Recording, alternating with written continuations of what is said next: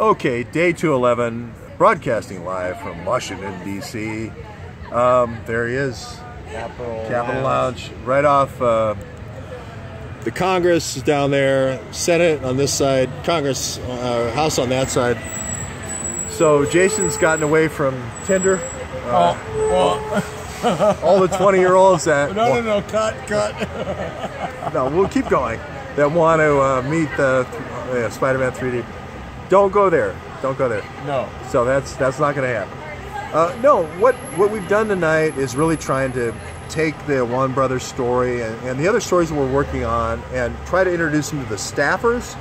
Tonight, all of our objective was to go to the congressional staff, the people who might not be aware of the Iwan situation, and take that story to them.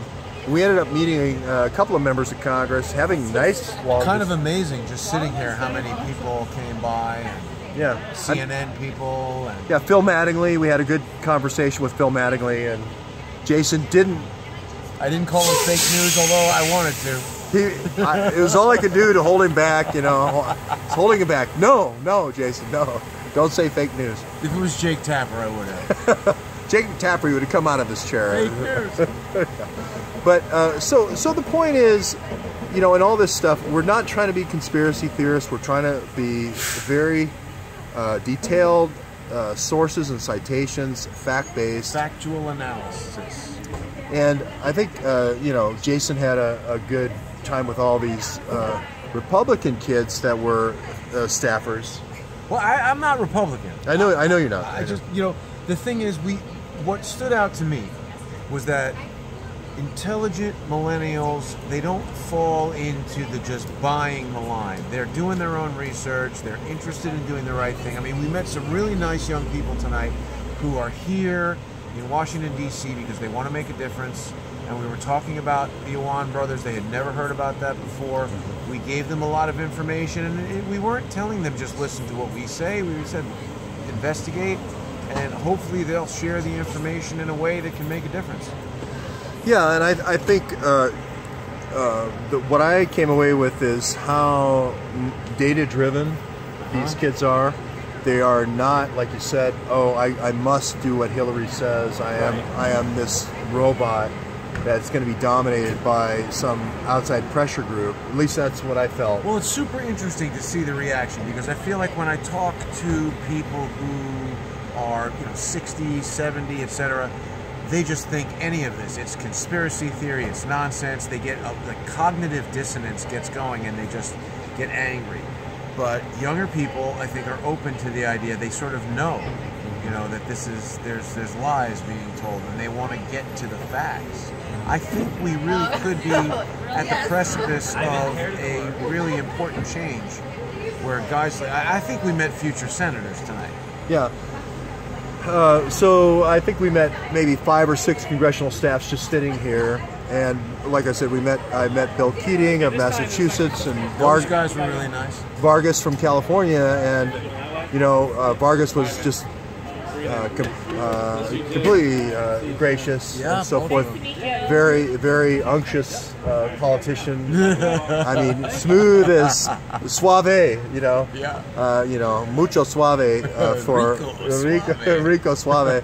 And Bill Keating, I mean, all he wanted to know, because the two Jews, all he wanted to know was he had 70% of Sharon, and I think Sharon is.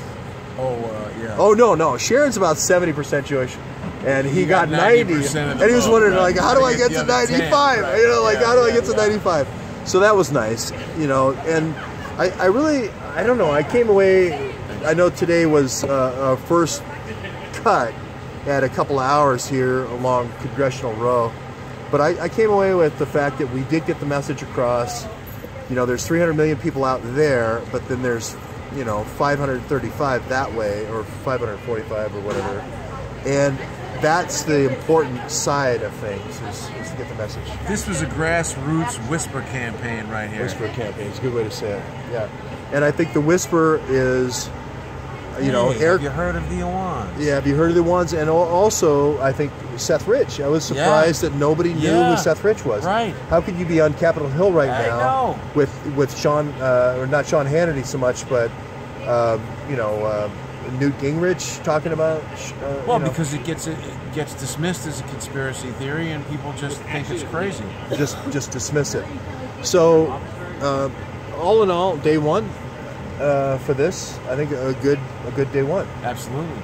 All right.